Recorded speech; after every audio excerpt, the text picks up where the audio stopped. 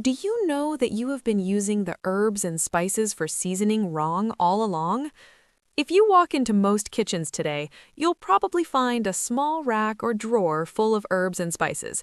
Maybe some oregano, garlic powder, cinnamon, turmeric, a few jars that have been sitting there for months, maybe even years. And for most people, those herbs only come out when it's time to season something. A little sprinkle into soup, maybe some on roasted vegetables, and that's about the end of the story. But if you talk to older gardeners, homesteaders, or anyone who has spent time growing their own food, they'll tell you something interesting. Herbs and spices were never meant to be used just for flavor. Before we go on, please hit the subscribe button and let's grow this channel together.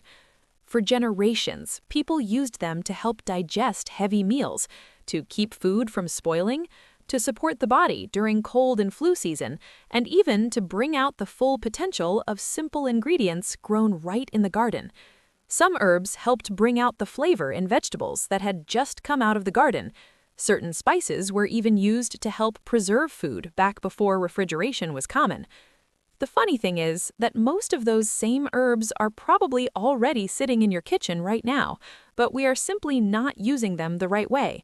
For most of human history, herbs and spices were an everyday part of the kitchen, especially in homes where people grew their own food or relied heavily on what came out of the garden. Over time, though, as grocery stores and packaged foods became the norm, herbs slowly got pushed into a much smaller role. They became something people added for flavor instead of something people understood and used intentionally. Once you understand a few simple principles, it's actually very easy to start using herbs and spices the way they were meant to be used. And this is exactly what we will discuss in this video, so stay tuned. One of the biggest mistakes people make with herbs and spices is treating them like an afterthought. Someone cooks an entire meal, then right at the end, they reach for a jar of oregano or basil and sprinkle a little on top, as if herbs are just decoration. But that's not really how herbs were meant to be used. If you've ever grown herbs in your own garden, you probably know how strong and aromatic they are when they're fresh. A handful of freshly cut basil or parsley has a bright aroma that fills the kitchen the moment you chop it. Those delicate oils are what give fresh herbs their flavor. The problem is that those same oils disappear quickly when they're exposed to heat. That's why herbs like basil, parsley, cilantro, and dill are usually best added toward the end of cooking, or even sprinkled on top of a finished dish. Dried herbs are different. When herbs are dried, their flavor becomes more concentrated, but it also takes longer for that flavor to release. Herbs like oregano, thyme, rosemary, and sage actually work better when they're added early, so they have time to infuse into the food. A simple rule many cooks follow is this: fresh herbs go in late, dried herbs go in early. Once you understand that one difference, herbs suddenly become much easier to use correctly. Why heat changes spices.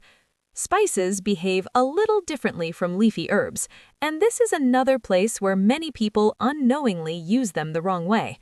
A lot of spices contain natural oils that stay trapped inside the spice until heat releases them.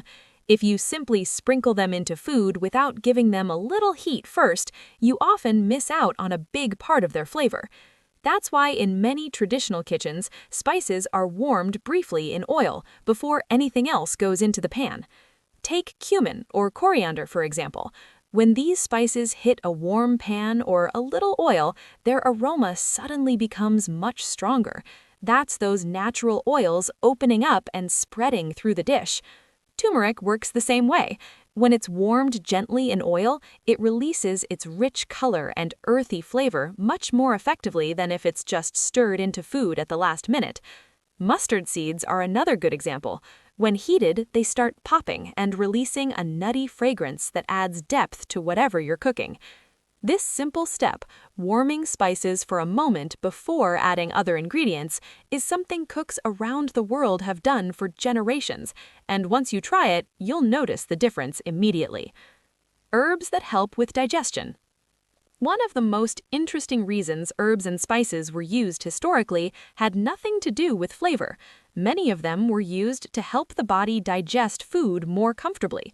If you think about traditional meals, especially the kinds of meals people cook on homesteads or farms, they can be fairly heavy. Beans, grains, roasted meats, slow-cooked vegetables. These foods are filling, but they can also be harder for the body to process. That's where certain herbs come in. Take ginger, for example. Ginger has been used for generations to help calm the stomach and support digestion. It's why ginger tea is still a go-to remedy when someone feels a little off after a big meal. Fennel seeds are another classic example. In many parts of the world, people chew fennel seeds after eating because the oils they contain help relax the digestive system and reduce bloating. Mint works in a similar way. Its cooling compounds can help soothe the stomach and make digestion feel a little easier. Even spices like cumin and coriander have traditionally been used in heavier dishes because they help stimulate digestive enzymes. Herbs that support the body. Beyond helping with digestion, many herbs and spices have long been valued for how they support the body over time. In traditional kitchens, these ingredients weren't just used occasionally, they showed up in meals day after day. Garlic is probably one of the most famous examples. If you grow garlic in your garden, you already know how strong and aromatic it can be when it's freshly cut. For centuries, garlic has been used not only to flavor food, but also as a traditional remedy. People believed it helped strengthen the body and support the immune system, especially during colder months. Turmeric is another spice that has gained a lot of attention in recent years, but it has been used in cooking for generations. Its bright yellow color comes from a compound called curcumin, which researchers have studied for its potential anti-inflammatory effects. In many traditional dishes, turmeric is gently warmed in oil before other ingredients are added, which helps its compounds become easier for the body to absorb. Cinnamon is another spice that has been appreciated for a long time. Besides its warm flavor, it has been used in many cultures to help support balanced blood sugar and circulation. Combining herbs the right way. Another skill that really changes how herbs work in the kitchen is learning which ones naturally work well together. If you spend time around gardeners or people who cook a lot from their own gardens, you'll notice that certain herb combinations show up again and again. That's not an accident. Over generations, cooks figured out which herbs complement each other and which ones tend to overpower a dish. Take garlic and rosemary, for example. Those two herbs work beautifully together when you're roasting potatoes, vegetables, or meats. Rosemary brings a deep, earthy aroma, while garlic adds a rich, savory note that ties everything together. Basil and tomatoes are another classic pairing that many gardeners know well. If you've ever walked out to the garden, picked a few tomatoes and a handful of fresh basil, and tossed them together with a little olive oil, you know how naturally those flavors fit. Ginger and honey are another traditional combination, especially in teas and warm drinks. Ginger brings a bit of heat, while honey softens it and adds a natural sweetness. When herbs are combined thoughtfully, they don't compete with each other. Instead, they build layers of flavor that make even simple meals taste more complete. Learning these natural pairings is one of the easiest ways to start using herbs more effectively. Storing herbs and spices the right way. One last thing that makes a big difference when using herbs and spices is how they're stored. A lot of people keep their spices for years without realizing that herbs slowly lose their potency over time. If you've ever opened a jar of oregano or basil and barely smelled anything, that's usually a sign the oils inside the herb have already faded. Those natural oils are where the flavor and benefits come from, and they are sensitive to light, heat, and air. That's why herbs and spices tend to last longer when they're stored in cool, dark places, rather than right next to the stove where heat and steam can reach them. It also helps to keep them in tightly sealed containers so the aroma doesn't slowly escape. Fresh herbs from the garden should be handled a little differently.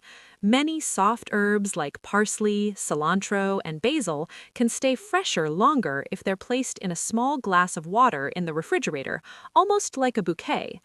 Another good habit is simply replacing dried herbs once they've been sitting around too long. Even though they don't spoil quickly, they do lose strength. Fresh herbs and well-stored spices simply perform better in the kitchen. When you start looking at herbs and spices this way, it becomes clear that they were never meant to be just an afterthought in the kitchen.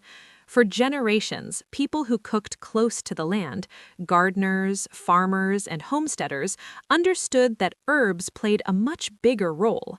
They helped bring out the flavor of fresh ingredients, made heavy meals easier to digest, and quietly supported the body over time.